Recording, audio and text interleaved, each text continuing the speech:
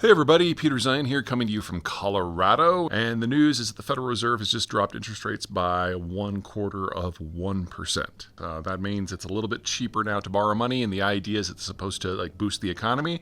But instead the markets have dropped because we're in shutdown, so most government statistics are offline. The Federal Reserve has its own system that is self-funded.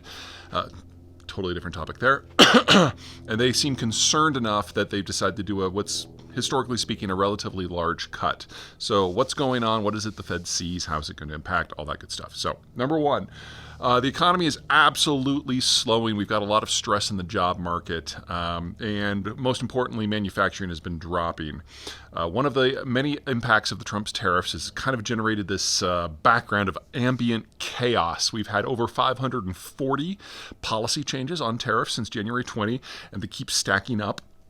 And so businesses don't know what the rules are going to be tomorrow, much less a year from now. And that tends to discourage investment decisions. And we've certainly seen that in the data until the point that the shutdown shut off the data.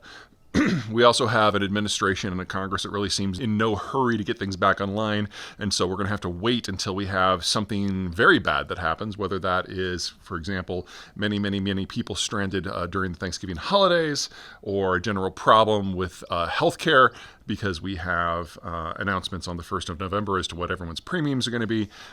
Lots of things are going to have to get worse before there's any chance of them getting better. And that is now reflecting in the general ambient chaos that is policy making out of Washington and specifically out of this administration.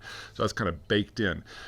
The bigger problem, much bigger than that, is what's going on with capital supplies. You see, as a rule, most private capital is generated by people who are in their 50s and early 60s when their kids have moved out and they're preparing for retirement. They're at the height of their earnings, but their expenses have gone down, and that surplus is put into the retirement accounts. It's about 70% of total private capital. And for the American baby boomer cadre, that's about $76 trillion, a lot of cash. Well, when you retire, you go into a more conservative portfolio with more cash and more property and more T-bills and less stocks and bonds. There's 1,000 ways that's wrong, but all collectively, they're like very, very small. That's just the general trend. This is what people do as they get older and retire.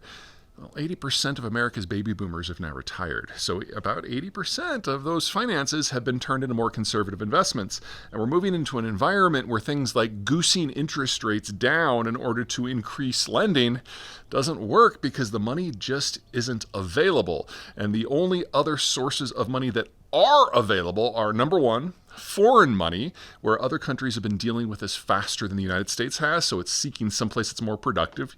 You can only take that so far, especially in a high tariff environment where your economy is actively discouraging the mobilization of capital. And the second issue is if the Federal Reserve just massively expands the money supply, which is massively inflationary. So the concern in the midterm is we might get the worst of all worlds. You might get lower interest rates. You might get a little bit more consumption from that, but in an environment where supply is being constrained because of a lack of business investment. Very inflationary, which would force the Fed to go the other direction.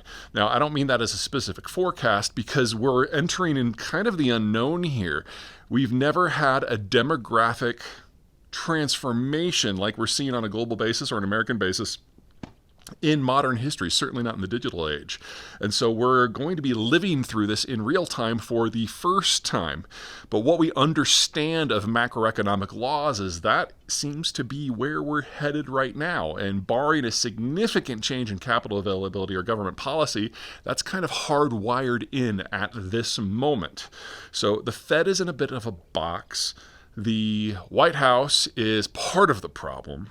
And the baby boomers are no longer part of the solution. And that leaves the rest of us in an environment where investment is difficult, where consumption is expensive, and where inflation is rising.